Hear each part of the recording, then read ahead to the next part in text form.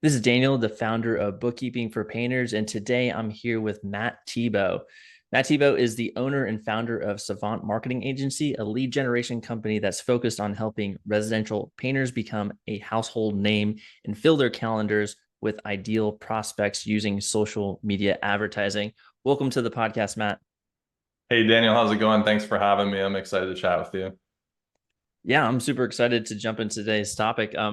Before we get into the core of the importance of marketing, your marketing funnel, Facebook ads, and all that good stuff. Could you kind of give the listeners a peek into your background and what made you do what you do today? Yeah, for sure. Yeah, so grew up like always being interested in marketing. My grandfather, I'm Italian, so we call him Nuno, but he was a contractor. So from like a really young age, I was always like exposed to like home renovations and that.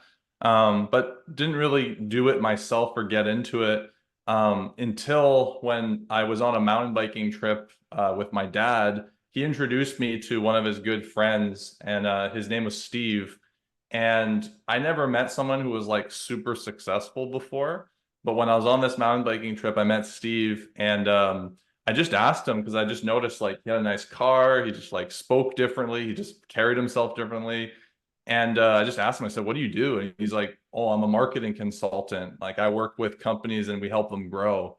I was like, "Oh, like, I'm really interested in marketing." And I had like a little bit of like little businesses here and there that were not really serious or anything like that. And I was like, I'd love to work with you. And he was like, okay, I mean, sure. And so I just said, like, I'll work for you for free. Like, I just want to be around you and learn from you.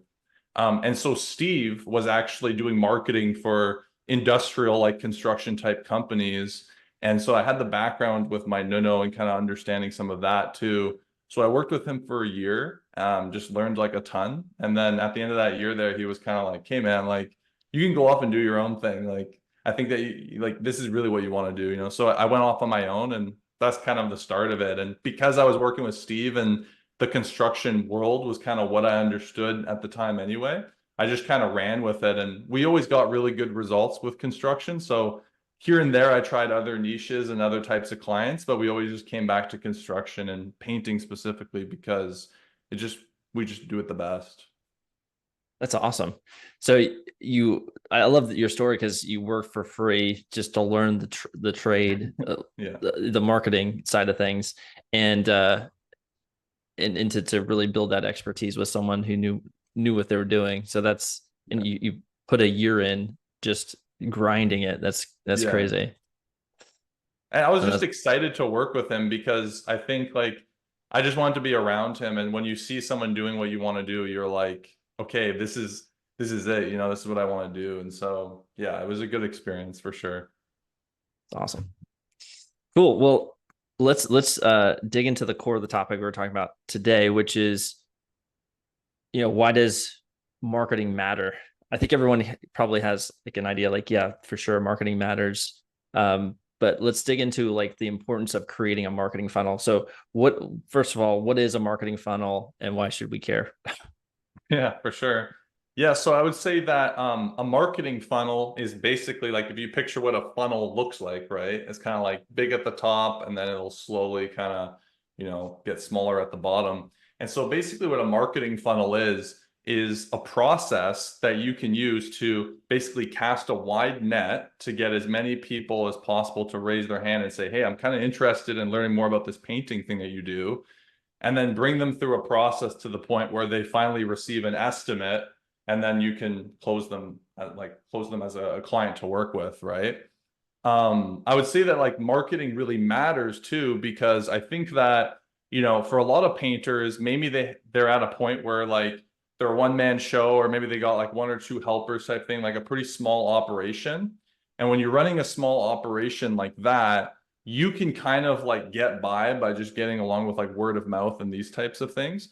But as soon as you start trying to get enough scale, or you're trying to really like position your company as like maybe, a higher end type of painter because you're sick and tired of working with bad clients, then that's where marketing can really come in, right? And so that's really the importance of a marketing funnel, I would say, is that it can also just it can allow for scale, but then also what it can do is it can get you to a position too where you can kind of be a little bit choosy as well, because I think a lot of painters get themselves into the trap of like, if they're hurting for work and then a good job comes by, they're in like scarcity mode, and then people can really feel that in their energy when they're going in for the pitch. Whereas if you have a really great marketing funnel in place, then you have a lot of appointments and leads coming through so that you can actually be like, you know what, for this estimate, I'm going to charge a little bit more and just see what happens. And that's Mhm. something that I think is like a game changer for a lot of painters. Yeah, definitely. When you don't feel the pressure that you absolutely have to close this to put Yeah. food on the table, you can make sure that your pricing's dialed in so you actually make money. Because I know a lot of folks fall into the trap of just pricing too low, and then they literally just don't make any money, Mhm. which is not good. Being super busy and not making money is not good. So having the luxury of having a marketing system behind you that gives you plenty of leads, so you can have a 30 or 40% close rate and be perfectly okay because you have the margins built in your pricing. That makes complete sense. Other thing too is having a great marketing funnel can actually help you on the operational side, because I can't tell you how many times too I'll be talking to a painter and then we're talking about marketing and they're like, yeah, I also do handyman work, like I do a little bit of flooring here and there and like that kind of stuff. And I'm like, but if you really could choose, what would you want to be taking on? They're like, oh, just painting. Like I just want to do painting. I'm like, so why are you doing all this other stuff? And they're like, because I just need to fill the gaps, because like I don't want to lose my guys and I need to keep the calendar full. And so what a lot of painters don't realize though is by doing that, you're trying to keep the calendar full. So you're booking out like these kind of random weird small jobs and like side jobs like handyman stuff. But it's actually overwhelming some of your operations too, because now your guys have to scramble and like figure out these new systems, and you're taking on like strange jobs that are maybe a little bit like not quite what you want. So it delays you. I've seen a lot of times where people will do handyman work and this stuff to supplement the income, but that actually starts hurting the painting side of things and like creating more problems. So, when you're in the situation where you can just get painting jobs too, then that can mitigate that as well. That is an excellent point. Like folks, chasing squirrels everywhere. Like if you just focus on one thing, painting, or even like a sub niche within painting, like just doing cabinet refinishing, for example, Yeah. you can have a whole business around that. There are businesses out there that do just cabinet refinishing, and they're doing multi-millions in one city. Which reminds me, I was just talking to somebody last week about this. They focus right now, their business is cabinet refinishing, and they're doing like two or $300,000 a year. And they were like, I think we're going to have to add more services because there's not a market. And they're living in a very big Mm-hmm. city, so there's no reason why Mm-hmm. they couldn't stop there. Why they need to stop at three. They did not saturate the market at 300,000 per year, but they Yeah. were actually truly thinking that they had. So I think people really underestimate the market, where they think, oh, I have to start doing um, interior work, even though I want to focus on exterior because the market's saturated, and they're doing like a few $100,000 a year in Cincinnati or something, some Right. large city. So that's an excellent point. Like really focusing in on your marketing will help your production, because you can get really good at cabinet refinishing or whatever you're Yeah. focusing on, and it's just makes things so much easier to sell because you're become known as like the cabinet refinishing person. And then your production gets so dialed in because you're just doing cabinet refinishing, and your team isn't scrambling around like you said, trying to figure out how to do this other random job. So it is like when people find that niche, it's everything starts clicking like magic. 100%. So I know a lot of folks when they get to when they're starting up and they are you know getting a lot of word of mouth, and they want to, maybe they're doing 300,000, maybe 500,000, but they really want to grow their business. They start looking at Facebook ads and Google ads. uh what should they what should they do? Should they do Facebook ads? Should they do Google ads? What's the difference? What can you provide and guidance on for folks like that?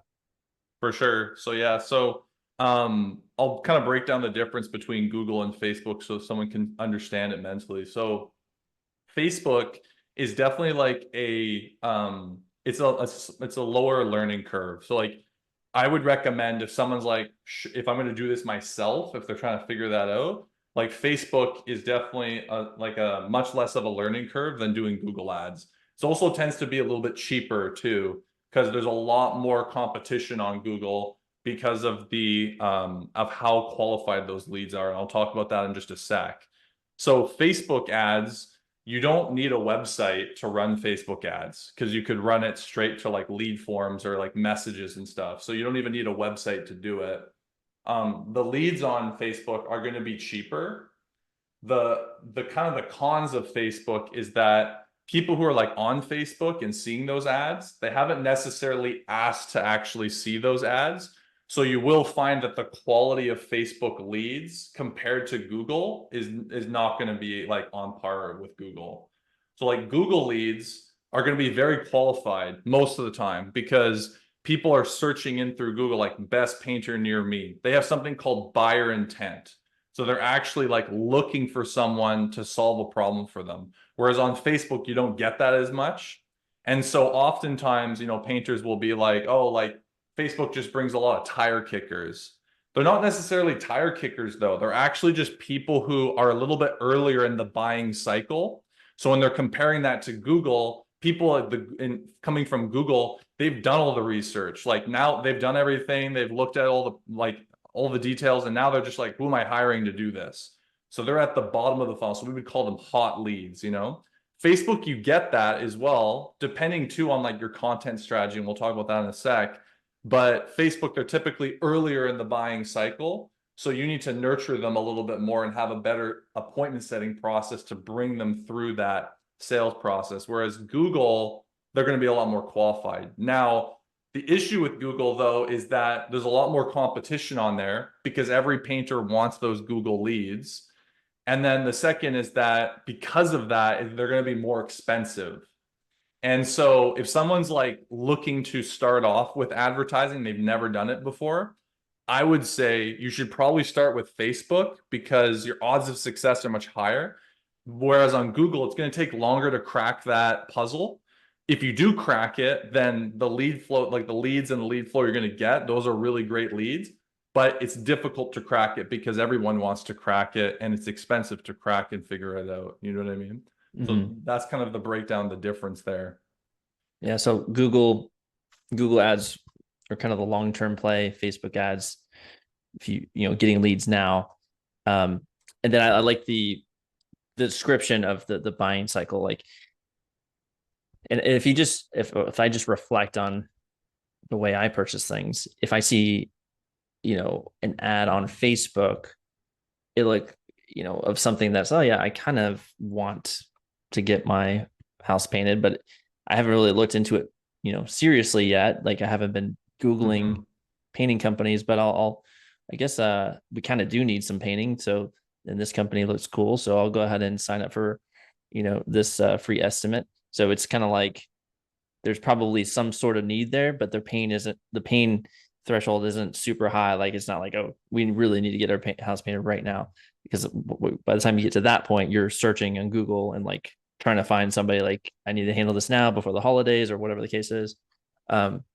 So that makes sense. So it's with that said, like what's a good lead? So when you have those Facebook ads come in, or Facebook ad leads come in, what is a good lead to prospect conversion ratio?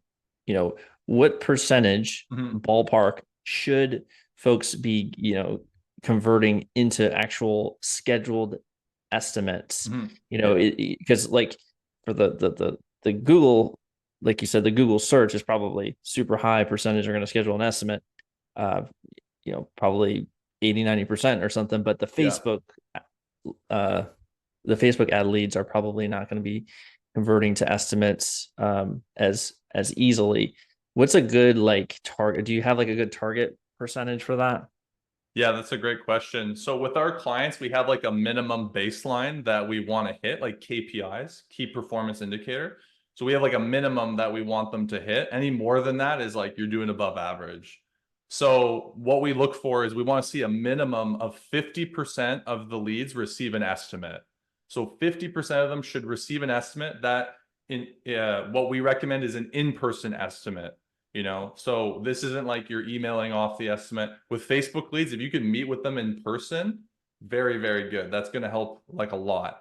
And then of those estimates, we want to see at least 30% close. So that's kind of like the general baseline. Obviously it depends on like a couple variables, but if you're good at sales, then that 30% is going to be a lot higher. And if you're really good at appointment setting, it would be more of like 60 to 70% of those receive an estimate. But those are kind of like the baseline numbers. Yeah. So basically, for every you should be converting your Facebook ad leads about 15% of them to customers approximately, maybe a little bit lower because maybe some people cancel their Yeah. appointments or something, but so 10 to 15%. So basically if you have 100 Facebook ad leads, you should be getting about 10 new customers. Yeah. 10 I 10 to would, 15. yeah, that would be average. Yeah. Cool. Yeah, so that's good to know because having the expectation of how many, because if you're used to people searching you on Google and then Yeah. then versus Facebook, it's a whole different thing. Yeah, like if someone comes to us and they're like only done, referrals and they're only like a referral based business and they're like, I want to start advertising, that's kind of like what we preface it with is I'll let them know, I'll say like, hey, FYI, like this is kind of, 50% of the leads that come through like are not even going to receive an estimate. The other 50% will.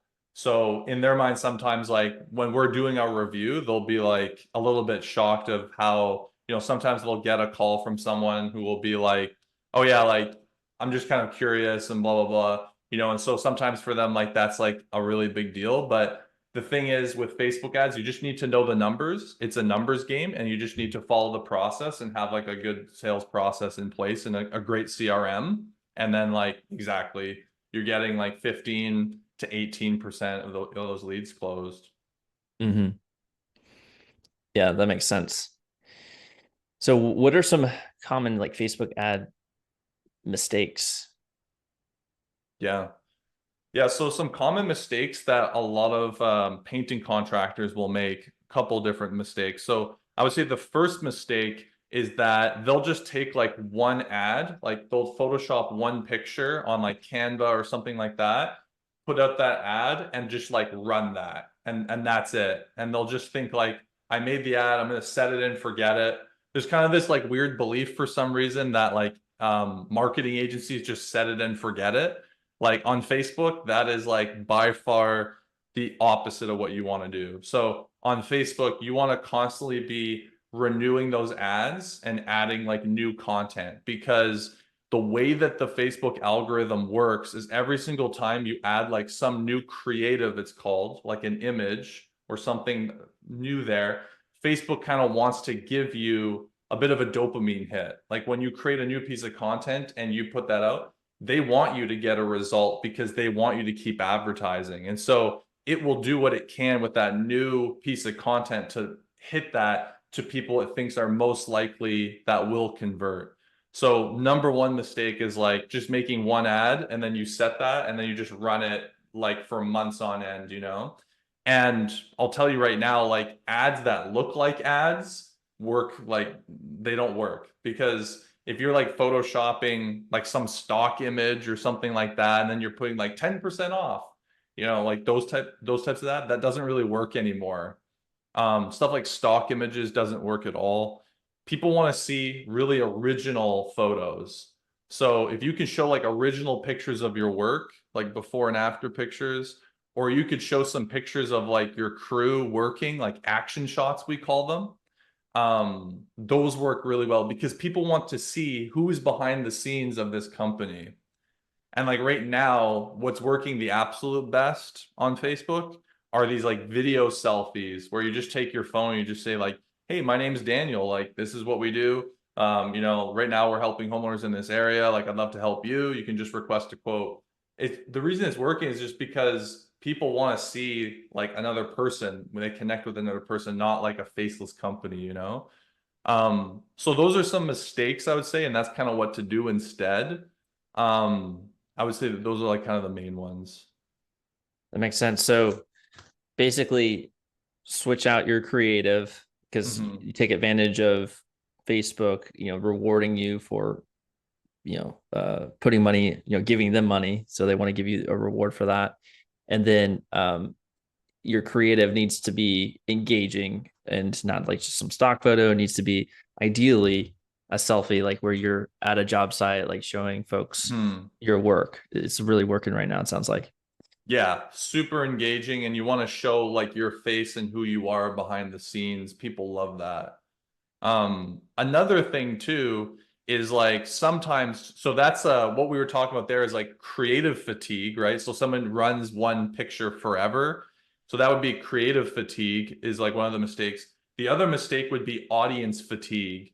So sometimes we get clients who say like, I only want to target like this very specific area, like 100,000 people or something. Well, eventually what's going to happen is that you're just going to run out of people who would be interested in the service. So you might run that ad for a bit and then like get some bites and like some clients from that. But eventually what's going to happen is you're going to run out of a pool of people who could be interested in painting. And then you're just going to see that you're going to be spending a lot more per lead. So the other mistake is like you want to make sure that you're targeting the a decent enough size of people that can actually sustain like 30 leads a month, 40 leads a month, or something like that. Because if you're doing too small, then you won't be able to actually sustain what your business needs, you know? Mm-hmm.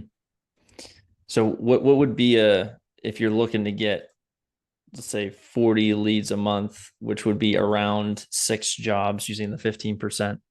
What Hmm. sort of audience size should they be like I would going say like after? I would say like ideally a million, like a million people, like population. 500 like on the lower end. That's kind of the range that I recommend. Okay. And then if you want to do like a super sneaky kind of ninja move and you want to really make sure that Facebook, is targeting the right type of people, you could actually go into your CRM and get a list of all the people that you've worked with that have been like great clients, and you can upload that list to Facebook and then say, get me more people like this. So then Facebook will actually be like, okay, now I have the data. I'm going to go find more people like this. So that is a really cool trick that, is like basically giving Facebook the data and saying like, here you go. That's awesome. So that's called a lookalike audience, right? So, Yeah, yeah. exactly. So yeah, download your current customer list that the folks that you love working with and upload it in Facebook to create a lookalike audience. And Facebook does its magic in the back end to find you more folks like that. That's a good one. Okay. And from what I understand, a lot of the magic happens with the Facebook algorithms, like, you know, the lookalike audience, but also, when you put your ad in there, Facebook is looking for folks that will connect with that ad. So, because they want you to keep spending money on their platform. So a lot of that work is done on the back end with those algorithms, from what I understand. Yeah, exactly. Like a surefire thing too, that if you see some of your ads are declining, the way the algorithm works is you could literally duplicate one of your ads and relaunch it, and that will actually give it a little bit of a boost because it's a new ad, and Facebook will be like, oh, this is a new ad. Like they're doing something new. Let's give them a little reward. And it will actually try like a little bit harder to find. So that's something that you could do that will give it like a little bit of a boost. If it doesn't give it a boost, then that means that you have some deeper issues of like the creative or the audience or some of that stuff. Mm-hmm. Yeah. Cool. That's interesting. All right. So we talked about Facebook ads, some common mistakes, and what to do instead. What about Google ads, if we're going for the long-term play, what Mhm. are some common mistakes? Yeah. So for Google Ads, if you're going to run Google Ads, you need to run them to what I call what's called a landing page. So if you're going to run ads on Google, you don't want to send it to a generic website that has like a bunch of different options for someone to go. So like, there's social media links and like all these different decisions to make on this site. If you're going to spend money to send people somewhere like a page, you want to make sure it's a landing page. And what a landing page is just a really simple one page site. It could be like an extension of your existing website, but it's just one page. And the only thing to do on there is request an estimate. So you would want to show like really specific pictures to what you're running ads for on Google. So let's say you're running ads on Google for like exterior painting, then you would definitely want to show like on that landing page pictures of exterior painting jobs, like before and after pictures, and testimonials of people saying like, hey, like they did the exterior of my home. Because a landing page, you're going to see it's more specific and there's less decisions to make on it. So the less decisions that someone has to make, the more likely they are to actually make a decision. So using a landing page is like a super powerful way to just get better results on Google Ads if you're running them to just a generic website. So that's like one thing that a lot of people make the mistake of, is just running it to a generic site. The other mistake that a lot of people will make is they'll have something called a negative word list. So they'll have like a bajillion keywords of like all these painting keywords, but Google also has a negative word list, which is basically a list of words that just say to Google, like, hey, don't show my ads for these words, right? So these would be words like DIY or like affordable or like, some for painting, like if someone types in Mona Lisa painting, that could trigger your ads if you don't have the term Mona Lisa in your negative word list, right? So now you're spending all this money on like BS clicks for like Mona Lisa or like house painter jobs, like someone looking to like for a job, etc. So you want to make sure that all those negative word lists are filled up with all these words that you don't want to spend money on, because oftentimes we'll go in for an audit in someone's Google account and we just see that they're spending all of this money on like just a ton of BS clicks. So that's a big one for sure. That's a big one. And then I would say the last mistake is not having something called click fraud protection on the account. So if you don't know what click fraud is basically Google Ads, you're charged every single time that someone clicks on the ad. And so theoretically, that means that someone could just like sit down and just click your ad all day, every day, and just basically spend money on your account. And they're not even a real prospect, obviously. Or it could be a competitor. It could be like bot traffic. And now with AI, like there's even like negative SEO agencies, unfortunately, like people who hire agencies to like sabotage someone, all this crap. So like Oh my gosh. basic, yeah, it's completely terrible. So so basically what you want to make sure is you have something called click fraud protection on the Google Ads account. What this is a software that can actually detect these clicks within a certain time frame from an IP address, and it'll see like, wow, this IP address has clicked this ad like this many times within an hour. That's suspicious, and it'll actually block the IP address. It'll do the same for like bots and AI. So it's a very powerful tool to have, and it will save you thousands of dollars just by having this tool on your Google Ads account. Now, Google will say like, oh yeah, we have click fraud figured out. Like, our AI is able to detect that and it does it. But I've tested between their AI and then using these tools, and I find that the tools still work much, much better. So there's a bunch of different click fraud tools. Like one's called ClickSeize, another one called like PPC Shield. There's a bunch. So if you just Google like click fraud tool, you'll see them there. But if you're going to run Google ads, you definitely need to use that, because you're going to waste a lot of money on a lot of BS if you don't. That's great advice. I definitely see folks just kind of putting, paying Google every month, for Google ads, but they're not going in and they don't have click fraud. They're not actively managing it. So you're probably just writing, Google a check every month for, not for no reason, just paying them money, which was terrible, but it's probably the truth for a lot of folks. I know I've fell victim to this as well, just like setting up some Google ads.